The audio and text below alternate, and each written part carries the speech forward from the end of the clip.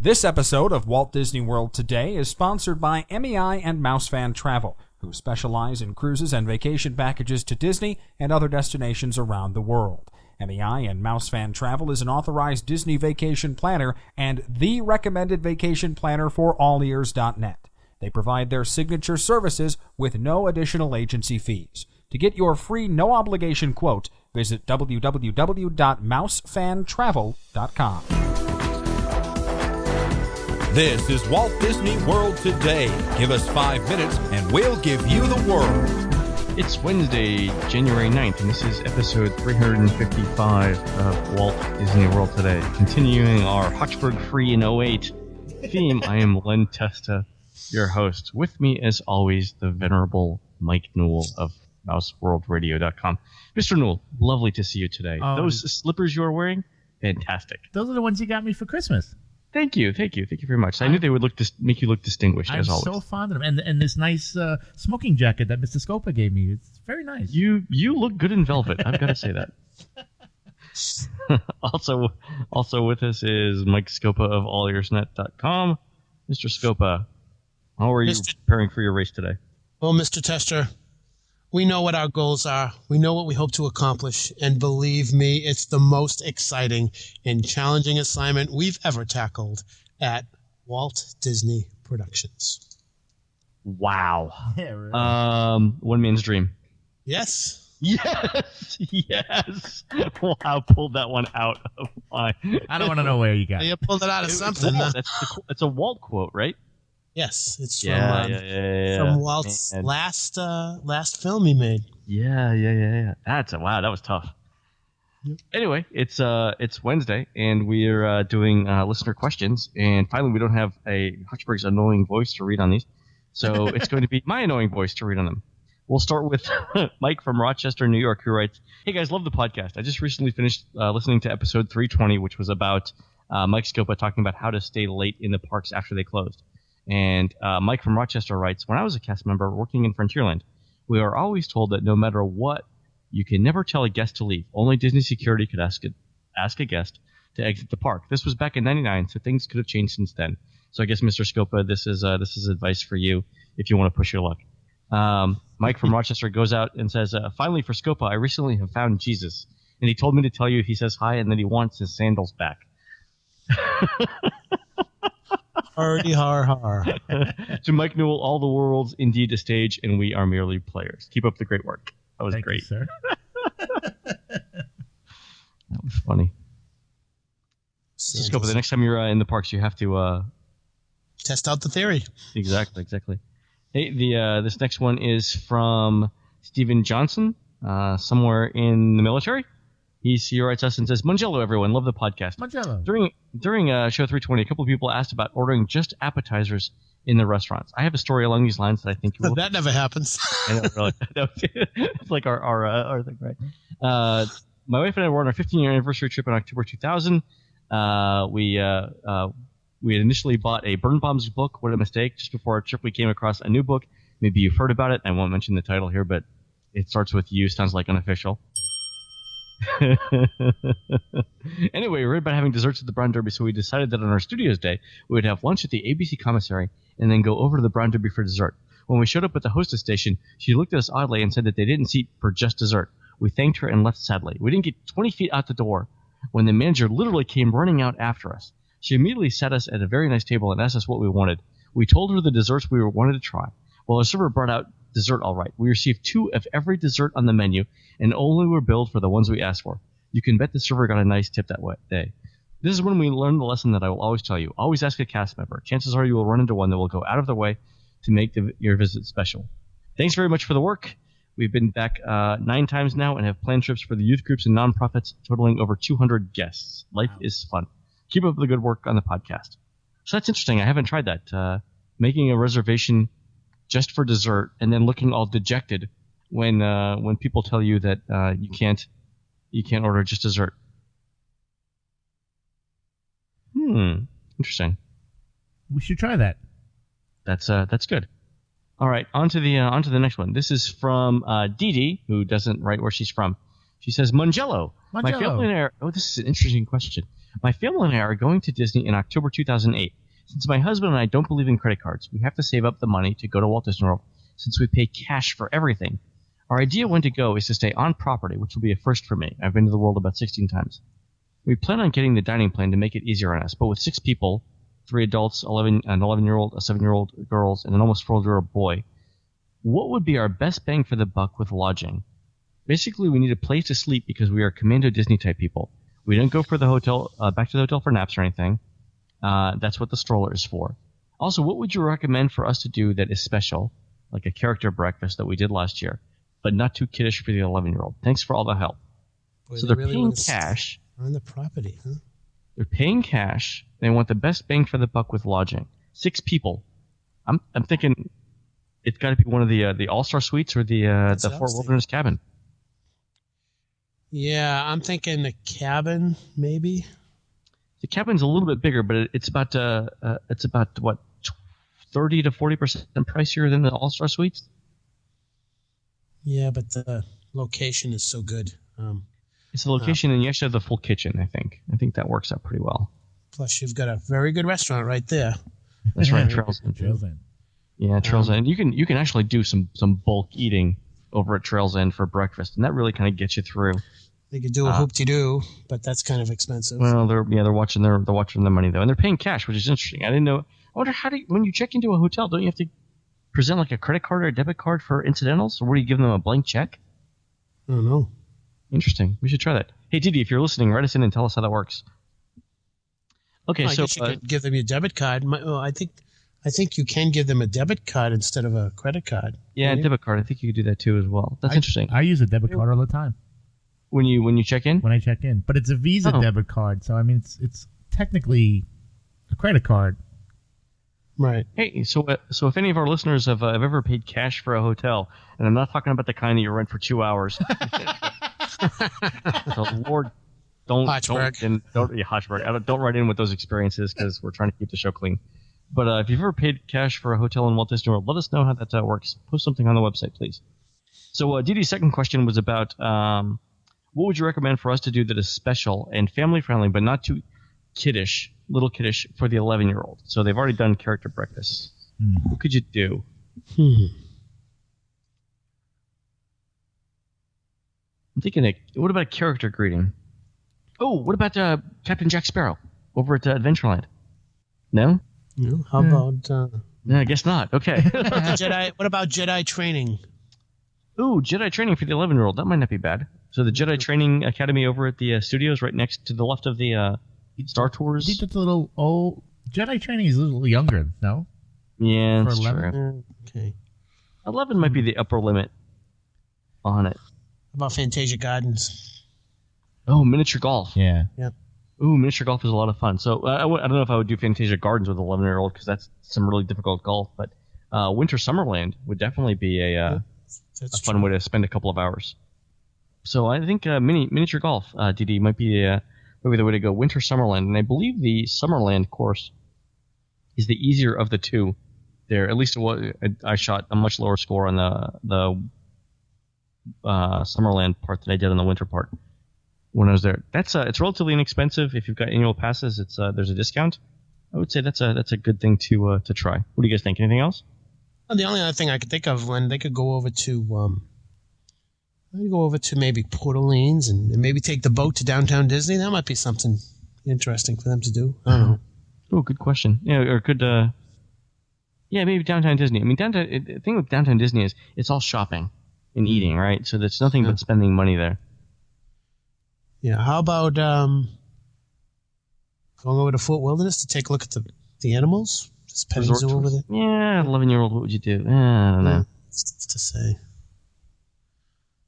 Yeah, tough to say. Let's go with the miniature golf, DD, and see what happens. Right back in and let us know if you can think of anything else. Our next email is from Howard in Fairfax, Virginia. Good day, Mike. Good day, Matt. Who's this guy, Matt? That's what threw me there. Matt. Good day, Matt. Whatever. Okay, anyway. Good day, Matt, Mike, and Len. How are you all doing today? This is Howard from Fairfax, Virginia, one of your new listeners. Hey, Howard. Hey, Howard. Howard. Let me start by saying that I love the podcast. It's been very helpful to us and very, very amusing to listen to. My question is for Len. Oh, I should have skipped this email. Sorry. Just kidding. My fiance and I will be heading down to Disney World for 8 days in early June of 2008. That's 2008, Matt. See, I'm glad I read that email now.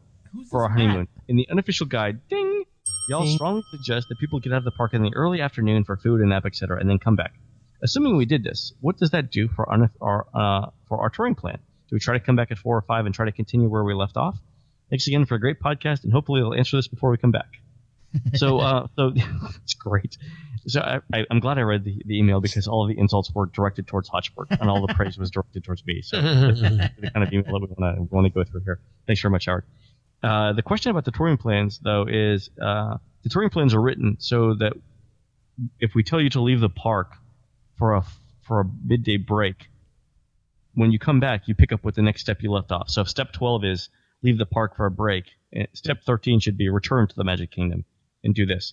And we've assumed that between steps 12 and 13 that you've actually taken that break.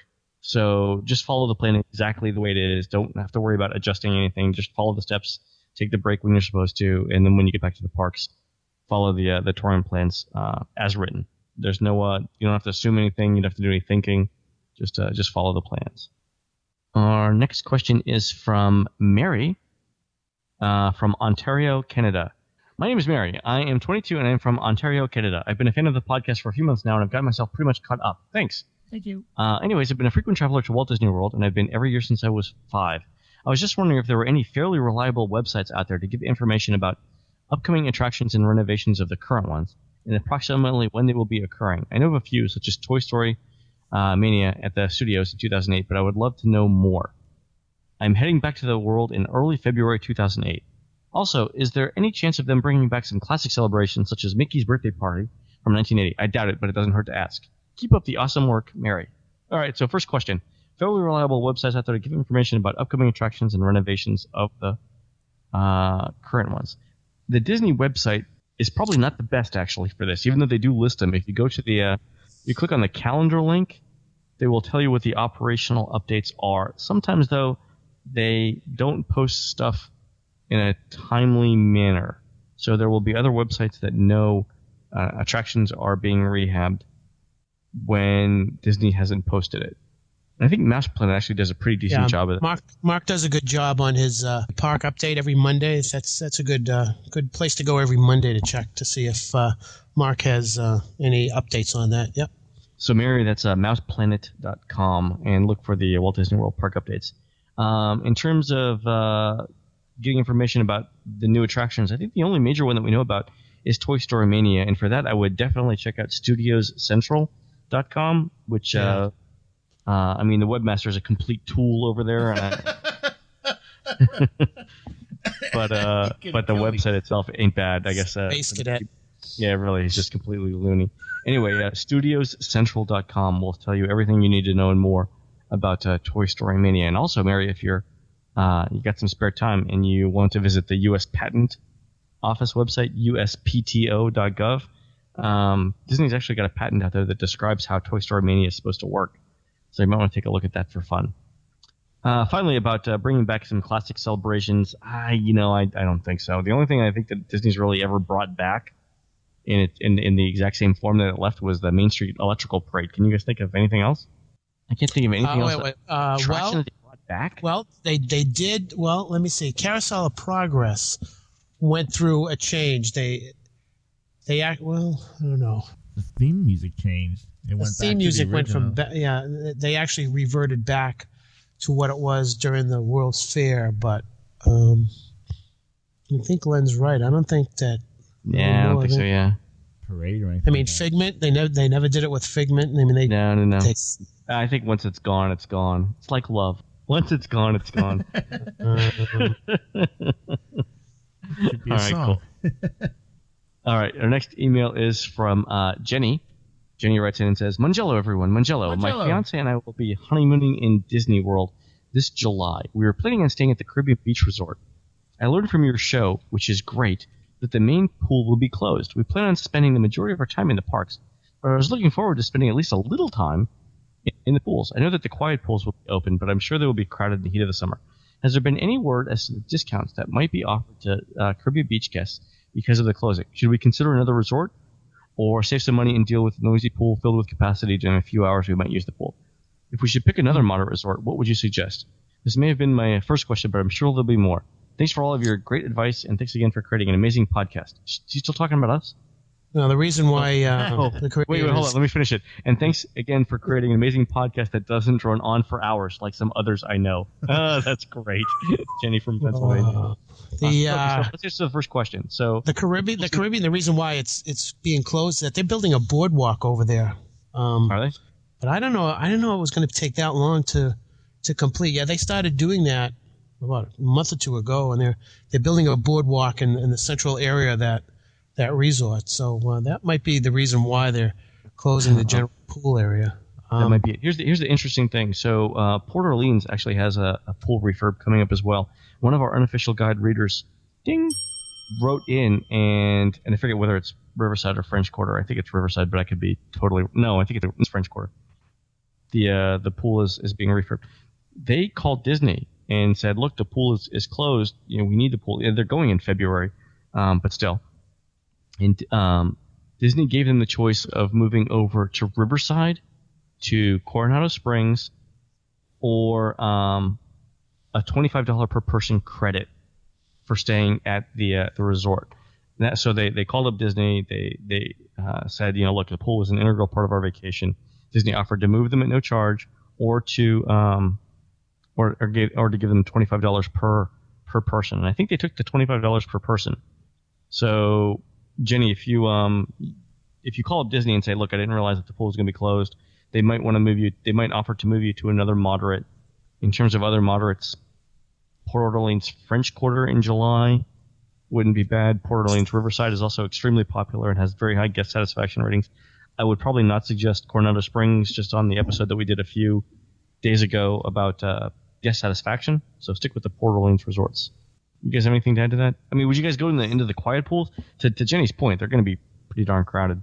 They're not, I mean, quiet. Depends upon if it's a pool. I mean, I guess it depends upon if you're a pool person. I don't know. One of the things I liked about Caribbean Beach Resort is that they had those pools in Barbados and Trinidad and Martinique, and that's the one thing, that the quiet pools should be far enough apart from every other country that you're not going to have people from the other side of the resort coming over to your quiet pool.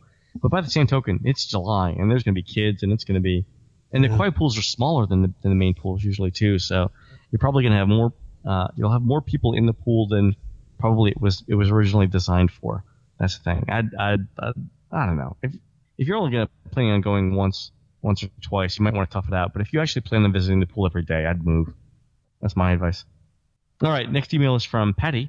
Hey guys, just wanted to say that I will never ever again doubt the veracity of your advice and opinions.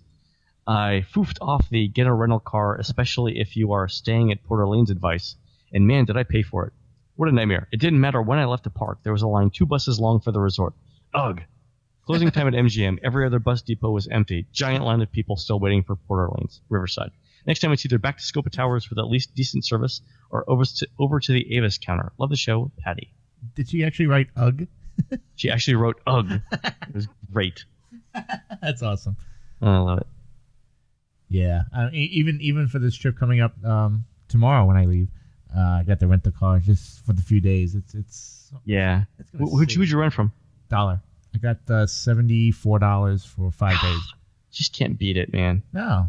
And it's a small car. It's just me, so I only need a small car. But this is a great story. So while I was off work over break, I went back through all of the rental car charges that I had for all my trips in 2007, all of my hotel stays that were off-site, and I wrote. I never saved any of my contracts and everything, and I never give those guys my Southwest frequent flyer number. So one of the things I did is I wrote to every single company, and I printed out my credit card receipts from every single rental that I had. So I had like 13 rentals at budget or dollar, and like 9 rentals at budget. And I wrote to each of them, and I attached the receipts, and I asked them for my frequent flyer credit back. And when you added it all up, if everyone gives me the credit that they're supposed to, I'll get a free ticket on Southwest. Wow. But for budget and for dollar, I actually said, hey, by the way, I participate in this podcast, and we actually mention your show, your car rental company on the following shows. Just because I figured it might help get the credits. Not that I was looking for anything special, but they're looking at the letter. They're like, well, why should I do something for this guy? I think if I point out that, I give you guys mad props a couple episodes back, whatever. Probably won't work, but anyway, it's worth a shot. What's the worst they can say is no. Exactly. But the upside is a free ticket on Southwest. Next ticket. Next letter is from next ticket. Woo, purple haze. Next letter is from Jess Evans of Richmond, Virginia, who writes, "Hey, some guy named Matt, Len, Mike, and Old Man Scopa. First off, thanks for answering my last question for our September trip on the show, even though it was answered the week after we returned from our trip. Oh, so close." That's awesome. She actually wrote so close. My fiance and I are planning our honeymoon in Walt Disney World for early December. That's 2008. I'm sending this in 2007, so you guys have more than enough time to read on the show. No excuses. I was wondering if there are any usual discounts for the early December value season, like free dining in September. And if they are discounts, when are they? About what time of year do they usually come out? Thanks again for the show, and thanks to Matt for the StudioCentral.com T-shirt I won during the launch podcast. That is on that show. That's one of the few times that Hotchberg has actually been generous. Anyway, he didn't give me one. I didn't get any show. I did all the work. Did you get a T-shirt? No, I got nothing. You know what I got that night? I got grief because I was late. Scopa, did you get a T-shirt from? I didn't even get an invitation. You got an invitation. I didn't even get the time of day. Oh well. But you know what? It's all in the past now. Typical. Yeah. Typical. He always thinks about himself. Anyway, the question is, when do discounts for early December come out? First of all, Jess, there are usually discounts every day of the year except the week between Christmas and New Year. And as part of the unofficial good research we did on annual passes, we worked with the folks over at Mouse Savers to determine when resorts have discounts. And one of the things we found out was that Disney's always offering some type of discount literally every day of the year except for maybe right around spring break, right around Easter, and right around Christmas. So early December, you should definitely get discounts. I'm guessing, Mike, September, October? Best time, late August, September, I think. Yeah, they should be announcing it then. What I would do is sign up for the All Ears Net newsletter and the Mouse Savers newsletter, because they'll be the ones that give you the announcements on when the discounts are coming out, and start looking at the emails in August. Let's see how it goes. It'll be interesting if the economy slows down, whether Disney extends those offers or what they do in terms of discounts. So if the economy continues to slow, I think we might see deeper discounts. Remember, right after 9/11 in 2001, did you guys go to Disney after 9/11? No. I had gone a few months before. Yeah, I was there a week before, but not right. It was really strange. I'm not saying that the rest of the year is going to be as bad in terms of tourism as 9/11 was, but you could get downtown Disney hotels for less than $60 a night. It was that bad. They were phenomenal discounts. We'll never see that again, and hopefully not. So that's what I do though. August, September, somewhere in there. All right. Next question is from Jill Ann of Indiana. Woo! Hey, Mike, Matt, and Len. Great podcast. Lame gags. Ooh. I'm sorry. There's some sort of technical difficulty with your letter, Jill Ann. I'm going through a tunnel as I'm reading it. Just kidding. That's a shredder, isn't it? On my family's recent trip to the world, though it won't be recent by the time you read this. I love this. I experienced wishes in a whole new way. Let me explain it like this. I boarded Astro Orbiter at 8:59 p.m. Flying amongst the fireworks was a trip highlight. I recommend it to anyone. Nice. That's a great idea. Jillian's closing tagline on her email was, "The mouse will give you all the memorable, glorious magic you want for a fee." I love that. That's a great letter. She gets a ding. Ding! Thank you, Jillian. Hope you're doing well. All right. Here's a question from Jake from Chicago. Woo! Jake. Hey, guys, I would like to know how the crowd levels are in January. We're planning to stay once school resumes from winter break. That's right around now. I'm assuming the crowd levels will be fine, but my family isn't so sure. So hopefully, Jake, you're getting this before you've left. The only thing that people really ever have a question about, I think, is for crowd levels are the marathon and Martin Luther King Day. So we just talked about the marathon and how to avoid the crowds in the last podcast. Martin Luther King Day is not that big an impact on Disney World crowds. And I get this question usually in November and December when people are starting to plan stuff for January. The reason why I think Martin Luther King Day is not a huge impact to crowds is if you're traveling from out of state, you've got transportation expenses that you want to amortize over more than just a long weekend, a long 3-day weekend. If you're going to Walt Disney World, you either went during Christmas or you're going to wait until Easter this year in March to go. You're not gonna spend that kind of money on a 3-day trip over Martin Luther King Day. So that's I think the primary reason why Martin Luther King Day isn't that crowded. So I think you'll be fine virtually throughout January, right after the marathon. All right, here's a question from Shane from Snellville, Georgia. Shane. Hey guys, I was listening to one of my favorite episodes where you guys design your own resort, and I had an idea. We have the Cinderella Castle Suite and the new Walt Disney World New Orleans Square Suite in Disneyland. What other attractions would you want to stay the night in, and why? Wow. You can just do a short answer, or do a whole show or don't do a whole show on the subject. Personally, I choose the most obvious and stay at the Gracie Manor or the Hollywood Tower Hotel. Thanks, and keep up the good work. So, I know where I'd stay. Mr. Knoll, where would you like to stay? The Haunted Mansion. A haunted mansion, along with Shane. That actually would be pretty fun, I think. Yeah. Mr. Scopa? Good question. It requires a lot of thought, though. Yeah. You want to think about it while I go? Yeah, go ahead. I would stay at one of the Epcot pavilions. I've always been intrigued by the Japan pavilion, especially the 4-story pagoda tower out front. And I also think the American Adventure is a pretty fun looking That's my thought. building. Yeah, I mean it sort of looks like a big house. But couldn't you go to Japan and stay somewhere like that in real life? Yeah, actually you could, but driving there is just a pain. I think I'd go with the American Adventure because... No, you can't take my answer. You have to pick something else. Jeez. See, if this was Hotspur, you'd roll over and die on that question, but not me. Let's see. Who? Well, You know, while Scopa is thinking, the Canada Pavilion is modeled after a hotel in Ottawa? yeah, I think so. Not in the Animal Kingdom, is it? Tough to be a bug. Could you imagine Yeah. a more claustrophobic place to spend the night and Tough to be a bug? Or dinosaur, that would pretty much stink too. Space Mountain, there's really nowhere to sleep. Ooh, the TTA, but we've actually done that. So Yeah. Buzz Lightyear wouldn't be bad. Tomorrowland Speedway. All right, well, Scopa's thinking. I got one. I got a Go cool ahead. one. Go ahead. Ooh, Helen's Energy. Just to You be could with really the stretch out on dinosaurs. that. That would be pretty cool, I think. you know what we all missed? That's actually not a bad answer, and you can definitely stretch out on the benches too if no one's there. We all missed Pirates of the Caribbean. I thought about it, but fall in the no. water, you probably die. Oh, geez. Well, wait, are you sleepwalking? Yes, whatever, that's fine. Oh, yeah. All right, time for one quick question. It's from Susan, who says, "Hi, I just love listening to you guys talk about your trips to Disney, but nothing ever seems to go wrong for you. Maybe Yeah. I'm still a newbie, but I have at least one I'll never do that again moment per trip. Has this ever happened to you? If so, I'd love to learn from your experience. Thanks, and I love the show."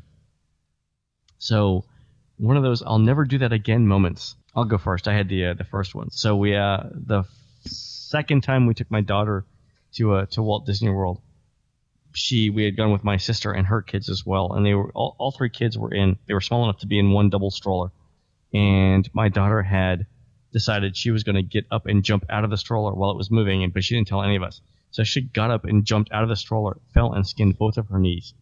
And for whatever, I don't know what was going on at the moment, but whatever, I got really mad at her for jumping out of the stroller when in fact I shouldn't have got mad because that's what kids do. And I lost my temper right in the middle of Epcot.